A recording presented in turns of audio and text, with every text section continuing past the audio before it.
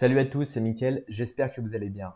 Dans cette nouvelle vidéo, je vais vous expliquer comment il est possible de réinitialiser un mot de passe Windows avec un Live CD Linux. Vous verrez, c'est relativement simple et ça marche sur toutes les versions de Windows, sous condition que le disque dur ne soit pas chiffré et ça c'est vraiment extrêmement important. Avant de pouvoir débuter cette vidéo, je vous invite tout de suite à mettre un like et à vous abonner. Il existe plusieurs méthodes pour pouvoir contourner une notification d'un mot de passe Windows local.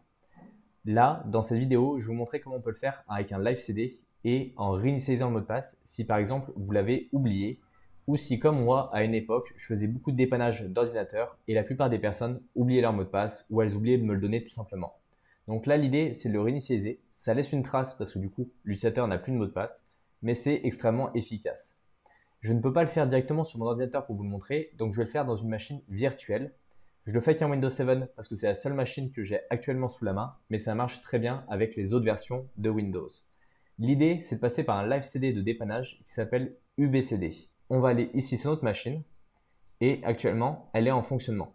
Donc ce qu'on va faire, c'est qu'on va tout simplement l'arrêter pour avoir quelque chose de propre de base. On attend 2 secondes qu'elle finisse de s'arrêter et ce qu'on va faire, c'est qu'on va la configurer. On clique sur Configuration. Et ici dans le stockage, on va ajouter un nouveau disque. On va choisir UBCD. Alors c'est un CD qui est payant, mais que vous pouvez trouver de partout sur Internet. Il y a également des versions plus récentes. Là c'est une version assez ancienne que j'ai, qui embarque tout un tas d'outils, par exemple pour faire des tests disques, des tests de mémoire et autres. Là on a un outil en particulier qui va nous intéresser, qui s'appelle en fait Parted Magic.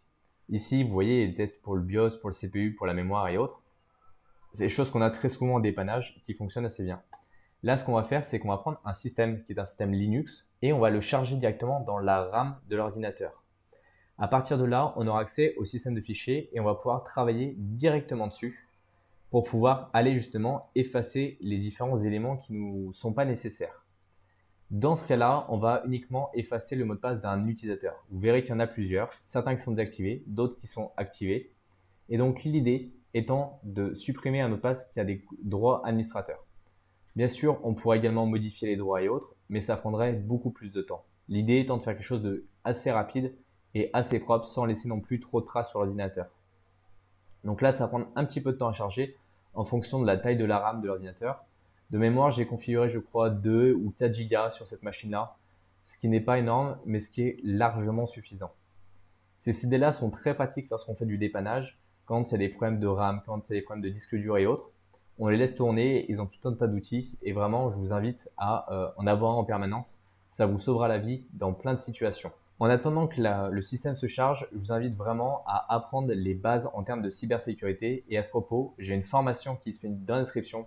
Je vous invite à aller la voir, elle vous apprendra tout ce que vous devez savoir pour pouvoir travailler dans ce milieu-là. C'est bien de maîtriser la technique, mais si vous ne maîtrisez pas les notions, les bases et les stratégies et surtout ce qu'attendent les sociétés en termes de cybersécurité, vous ne pourrez jamais trouver un employeur où ça sera vraiment très compliqué et il prendra beaucoup de temps à vous former et donc ça aura quand même un coût financier pour lui. Si vous voulez accélérer justement votre processus de formation, je vous invite tout de suite à aller voir cette formation. Elle est disponible dans la description. Donc ici, on est sur la fin du chargement directement de la machine. Et on voit qu'on a déjà notre pointeur, un pointeur Linux qui apparaît. Alors je ne sais plus quelle est l'interface, qu'est-ce qu'on est sur du XDE, XFSE. Je l'ai plus en tête là, mais ce n'est pas forcément ce qui va nous intéresser. Ici, vous avez les différents éléments sur l'ordinateur en question. On va attendre que ça charge 2 secondes. Ici, pas besoin de régler le time zone, c'est pas ce qui va nous intéresser. Ici, vous avez tout un tas d'outils qui sont vraiment très intéressants, que je vous invite à aller creuser si vous ne l'avez jamais utilisé. Et nous, on va aller chercher un outil qui s'appelle PC Login Now, qui est juste ici. Donc, on va cliquer dessus. Et là, cet outil-là, il a la capacité à aller travailler directement sur les systèmes de fichiers. Parce que si on regarde ici le File Manager et qu'on va l'ouvrir, on va voir qu'on a accès au système de fichiers de Windows sous-jacent. Donc là, sur le SDA2, on avait accès aux fichiers. Hop, je vais vous remettre ça. SDA2 ici. On a accès au système de fichiers de Windows avec ici notre utilisateur. Donc là, on va fermer, c'est pas ce qui nous intéresse. Nous, on est sur PC Login Now. On voit bien qu'on a le professionnel avec ses Windows 1032 config. Donc l'endroit où on a la base SAM. Ici, si on clique sur administrateur, on voit qu'il est désactivé. Donc là, pareil, on pourrait le réactiver si ça nous intéresse. Ici, l'information, il a des droits administrateurs et il n'est pas désactivé, donc ça peut nous intéresser, avec un mot de passe qui n'expire jamais. On a ici un invité, mais souvent c'est un compte qui n'a aucun droit, pas très intéressant.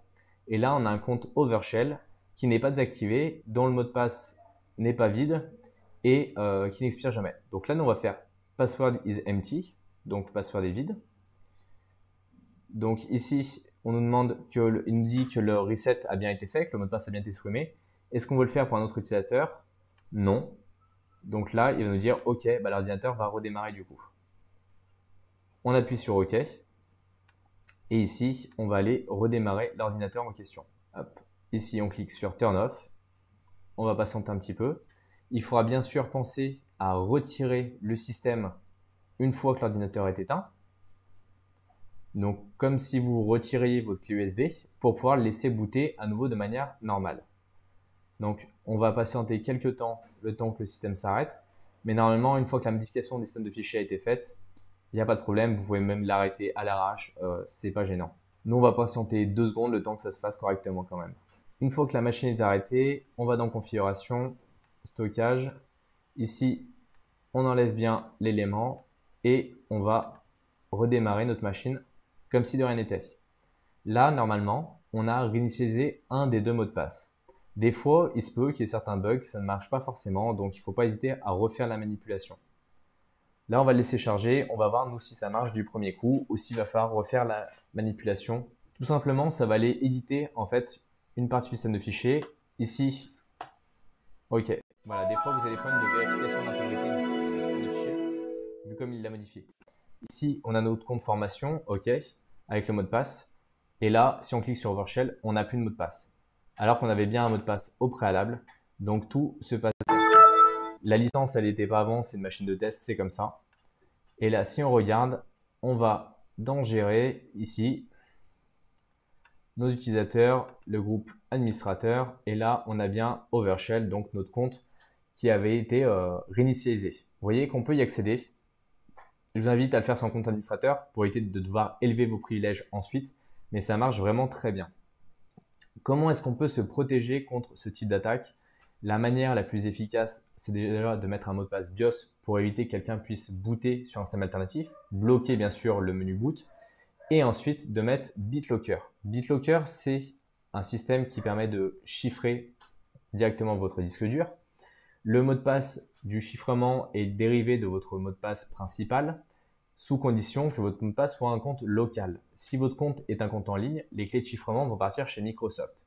Si vous avez un compte en société sur un Active Directory, il est possible de centraliser l'ensemble des clés de chiffrement sur cet Active Directory-là. Ça fonctionne très bien et il n'y a aucun risque. Aujourd'hui, avec BitLocker, ça fait très longtemps que c'est en place. À partir de Windows 8, c'est de manière native directement sur le système, donc c'est juste hyper efficace. Il existe d'autres technologies pour chiffrer votre disque, mais BitLocker reste très bien, en tout cas pour la partie Windows. Toutes les problématiques que je vous montre de contournement d'authentification marchent également sur macOS. Bien sûr, ce ne sont pas exactement les mêmes outils, pas exactement la même manière de procéder, mais ça marche de la même manière. Tout est aussi impacté. Les Linux, c'est pareil. On a des attaques au niveau du grub, il y a plein de choses à faire. Dites-moi en commentaire si ça vous intéresse qu'on fasse d'autres vidéos à ce sujet-là, que je vous montre d'autres méthodes. Bien sûr, tout ce que je vous présente, c'est à but indicatif et informatif. Si vous faites des choses sur des systèmes qui ne vous appartiennent pas, c'est totalement illégal et vous êtes pleinement responsable de ce que vous faites.